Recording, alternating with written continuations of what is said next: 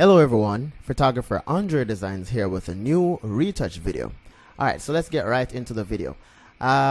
This photograph was taken back in 2015. I was actually using the Nikon D750, that's a crop sensor camera, and I was shooting at f4.5. My shutter speed was at 100, ISO was at 125, and I was using a 70-200mm lens. Alright, so I was actually doing the shoot in my studio.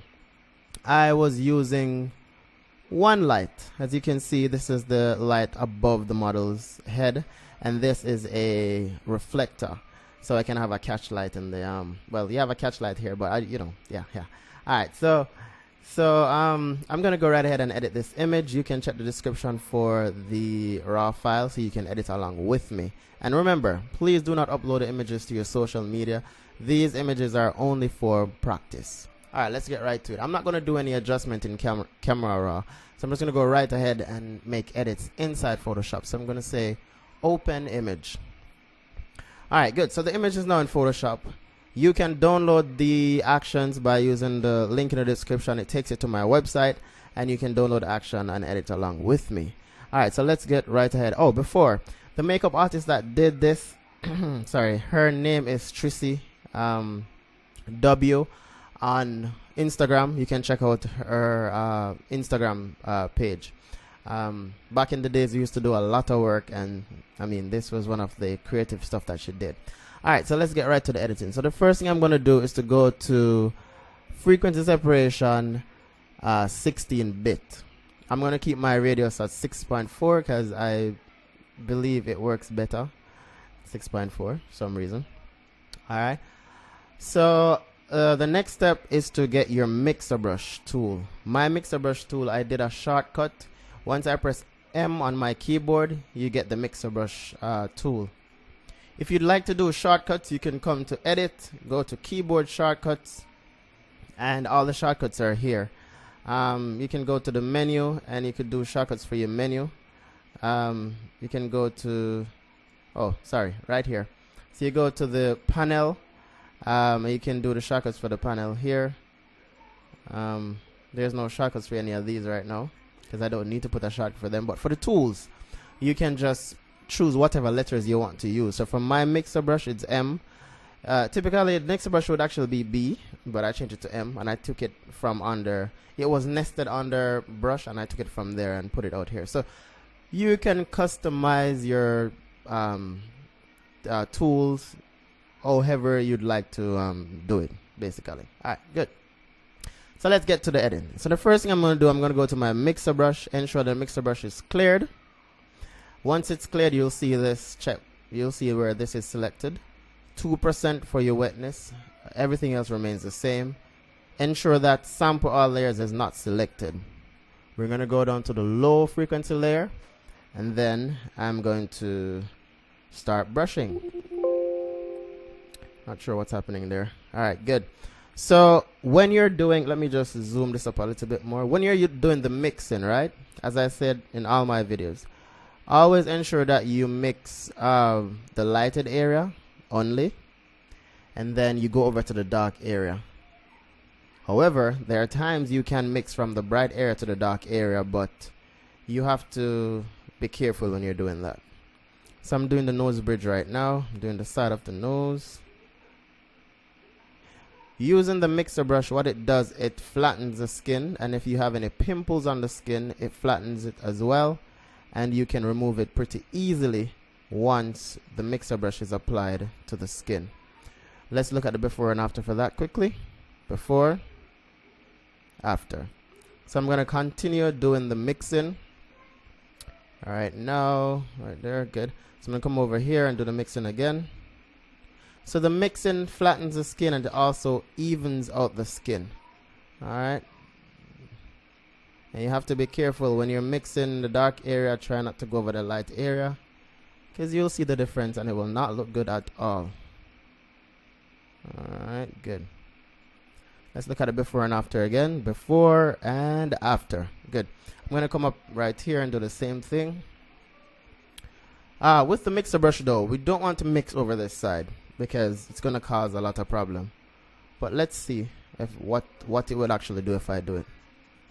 See, that's what's going to happen if you mix over that side. So you don't want to mix that side. All right, so I'm just going to undo by going here. All right, good. All right, so I'm going to continue with the mixing. I'm just going to go down. I'm holding on shift on the keyboard and I'm just using the mouse to move. I'm going to mix right here. I'm going to come down some more. I'm going to mix. If you notice, I think she was wearing a ring, and we're going to mix that out. Let's look at the before and after for that. Before and after. You're not seeing the marks for the ring anymore. That's how powerful the mixer brush is. Alright, I'm going to zoom back out. And then I'm going to do here. I'm going to do the arm.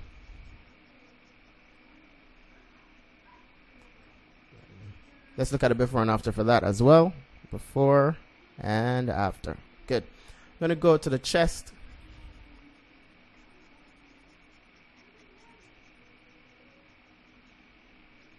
And the arm again. Let me just close that. So I'm basically evening out the skin right now. Alright, good. I'm going to come right here. I'm trying not to go over the pattern that is on the model skin. Good. I am going to make 2 videos actually. I'm going to do something pretty cool with this image for uploading. So stay tuned for that video as well. Alright. I might upload that tomorrow. Alright, good. So that looks good. Good. Alright, so let's look at the before and after for everything. Before, after. The next step is to clean the model's skin. So to remove blemishes from the skin, what I normally use is the clone stamp tool. And this is the clone stamp tool right here. I press S on my keyboard for the clone stamp tool. Alright. So I'm going to work on the high frequency layer right now. So I'm going to zoom up the image. And then I'm going to use the space bar and then the hand tool to move. Alright, and then I'm going to press, well, I already have the clone stamp selected. So what I'm going to do, I'm going to get the clone stamp icons a little bit smaller, the brush a little bit smaller, and then I'm going to click right above the blemish I want to remove. And that's it. That's how easy it is to remove blemishes from the skin, right? Some people may use, and sometimes I use the patch tool, but I rather using the healing. I rather using the what's this? The clone stamp tool instead of the healing brush or the patch tool. All right, but for some cases though, I have to use the patch tool. But for right now, for this image, I don't necessarily need to use the patch tool. So I'm using the clone stamp right now. And I'm just sampling an area and then paint over the pimple. Alright, so that's that and that. There are times I remove these lines under the eyes. You have to be careful at times though, because sometimes it may look a little bit fake. So what you could do is just to lighten them a little bit. Alright, that's it. Like that. So just lighten it a little bit, so it doesn't look fake at all. So using the mixer brush, as I've mentioned in all my videos, you can still see the texture in the model's skin. Texture on the model's skin. And that is very important. Oh, you do not want to remove this line here at all. Alright, so let me come here, right here, right here. Good. So that looks good. That looks realistic. Let me come right here as well and remove these. Go over this side and remove these as well. So you always want your image to look as natural as possible. You know, you do not want it to look fake. You do not want to blur the skin. You know, you want it to look natural, professional. Alright, I don't think I need to remove anything else on the model's skin. Alright, I think I need to fix right here. Alright, that looks good. Right there as well. Alright, good. I'm seeing some of the paint came over here, but I'm not going to fix that. Or maybe I could. Let me just get my patch tool. I press J on the keyboard for the patch tool. And then I'm just going to do content aware. Content aware is alt backspace. No, actually it's not alt backspace. It's shift backspace. It didn't do much. It didn't do much, but I'm going to let it stay as is. Or maybe not. Let me just go back to the before and see what it looks like. If the before looks better, I'm going to leave it. Before looks better. Alright, so I'm not going to fix any of these flaws. It's going to be as is. And you know what? I am actually going to try to fix them. Let me do that quickly. So I'm just going to make a selection here again.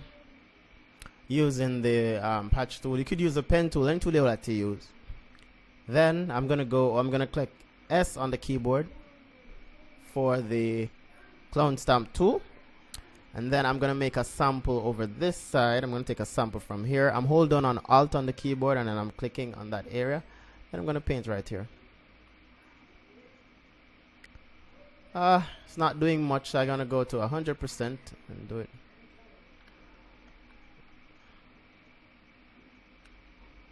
That did not do anything. So what I'm going to do now is to use the paintbrush instead. So I'm going to go to brush. Then our brush is at 1% for the flow. I'm going to change that to about 24%. And then I'm going to sample right here using the same Alt on the keyboard. Then I'm going to paint.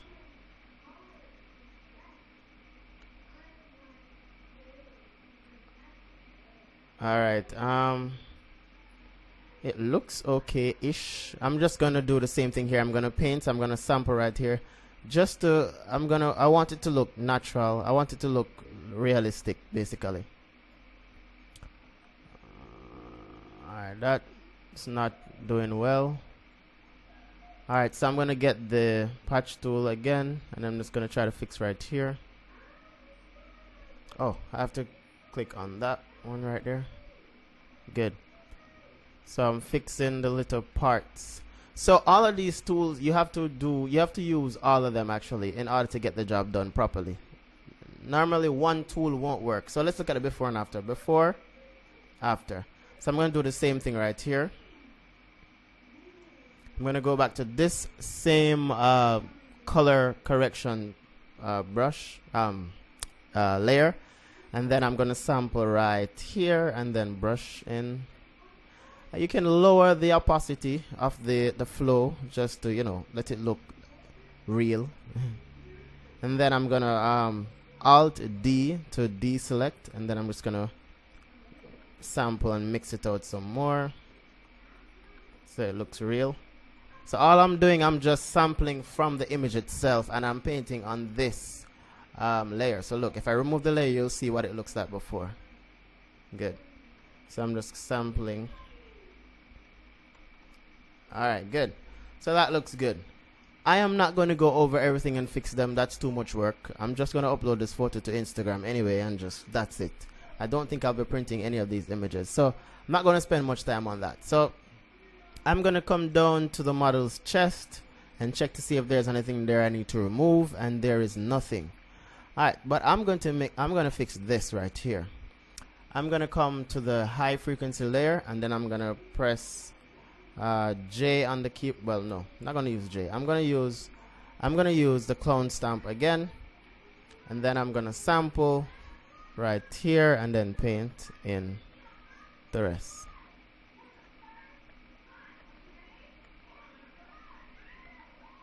Good. That's it.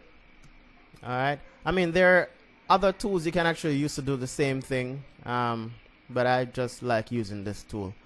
It doesn't look perfect, so I'm going to fix it. I'm going to try one thing. I'm going to press J on the keyboard for the patch tool. The patch tool is nested under this healing brush section right here. So I'm going to try to...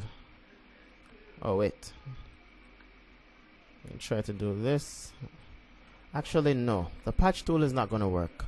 I'm going to use paint instead. So I'm just going to create a new layer right there.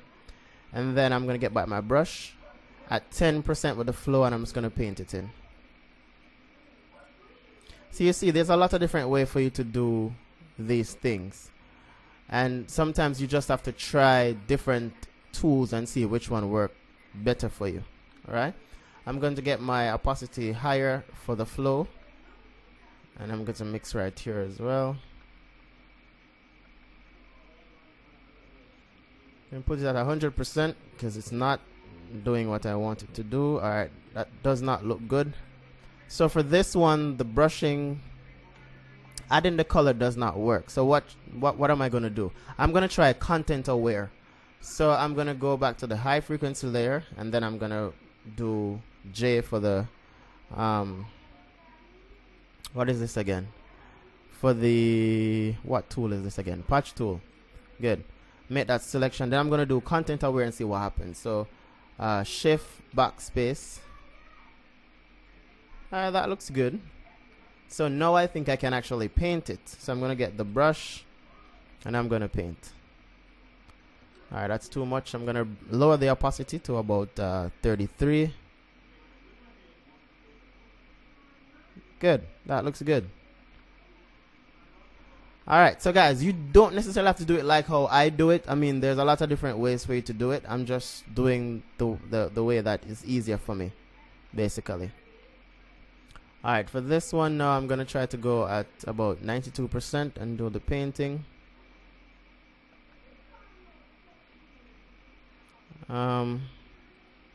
So we're not going to do the painting first. We're going to go back to J and then click that. I need to stop saying Alright,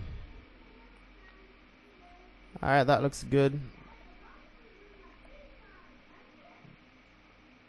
So all these little changes are important. I mean, it might look small, but they're important. So sometimes you have to, I mean, sometimes you're going to feel lazy and don't want to go through all of this, but it's important that you guys do it because people are going to zoom in on your images and they're going to see things and they're going to critique. So you have to ensure that you try to fix everything.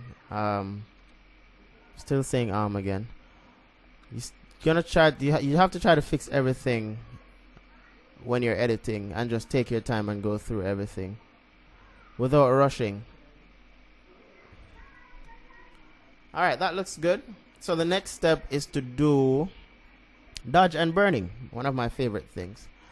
Alright, so dodge is basically working on the highlighted areas, right?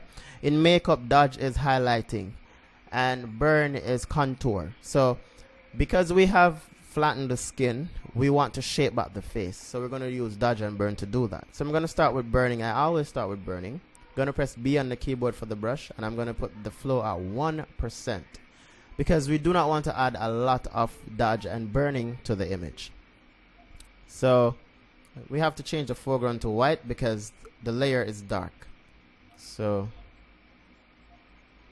let's look at the before and after for that one. Before and after. It's kind of dramatic, so I'm just going to go back to that. I'm going to do it one more time. We don't want to add a lot of burning or a lot of dodging. And when you're dodging, you do work with the dark areas, as I mentioned before.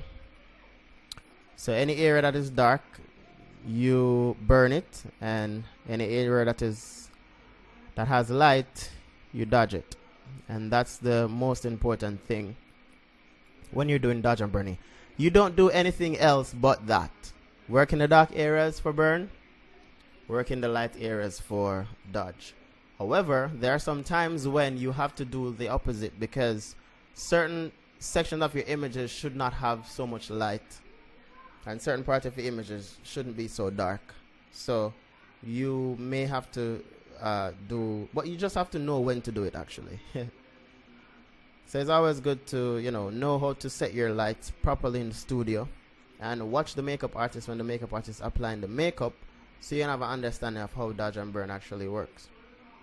Alright, so I'm gonna do highlighting now, which is the dodging. Not all the time you will have to do any dodging because it's already highlighted. So there are times you don't necessarily need to. And always keep your flow at 1%. Let's look at the before and after for that. So look, the image looks flat. No, the image has a dimension, right? Let me come down to the model's arm and just dodge right here a little bit. All right, good. That looks good right here as well. All right, so before and after. Good, that looks good. I don't think I need to do anything else with this, with dodge and burning. So I'm going to work on the model's eyes. So right here, let me just close this. We're going to go to clean, teeth, and eyes. You're going to get the brush, put your brush at flow at about 36%, and then we're going to paint. Good. So we're just getting rid of the red from the model's eyes. And you don't want to, just subtle. You don't want to be too dramatic with it. Alright, so that looks good. Right, I think I want to get rid of this right here, so I'm going to go back down to the frequency separation tool and go to the high frequency separation layer. J on the keyboard for the still saying for the, what tool is this again? Patch tool. I'm just going to get rid of the lines from the eyes. Let me see if there's any line over this side. That looks good. Alright, good. So that's it. There's nothing else I need to do with the eyes. It looks good. So let's look at the before and after for everything. Before and after. Perfect. This image is perfect. Alright, normally I would go detail and I would clean up all these here fuzzing out. But I'm not going to do that today. Not at all. What I'm going to do now is to color the image a little bit different from what it is right now. So I'm going to go down here to where it says, what's this? Color adjustment, I think. No, it's adjustment layer. So we're going to adjustment layer, and then we're going to click on color balance. Where's color balance? Color balance right there. Then I'm going to go to shadows. I'm going to apply 5 to the blue. Good. And then there's nothing else I need to do. I feel like there's something else I need to do. I don't know. Alright, there's nothing else I need to do in here. That's it. I'm going to come back down to the adjustment layers, and then I'm going to go to contrast and brightness. I'm going to put 10 for the contrast. Alright, let's see what the contrast did. So it added a little darkness to the image, and it, you know, it looks a little rich. It looks rich. Good. I'm going to go to camera raw and see if there's anything I can do with the image, which I don't necessarily need to go to camera raw to do anything. But I'm going to go to Control Shift Alt E, and then Control J to duplicate, and then Control Shift A for camera raw. Let me see if I can tweak this a little bit. For the white background, let me see if I can adjust that. You know what? Nah. Not gonna adjust that. Cause if I do that, I may have to cut the image out or do. No, I don't want to go through that right now. So I'm just gonna, let me go to auto and see what auto looks like. Oh my god. Look at auto. Alright, so I'm gonna go to default, and then I'm gonna bring up the exposure a little bit. Then shadows a little bit. Black is gonna bring it down because I want it to look rich. Dehaze a little bit of dehaze, and that's it. Let's look at the before and after for this. It looks okay. All right.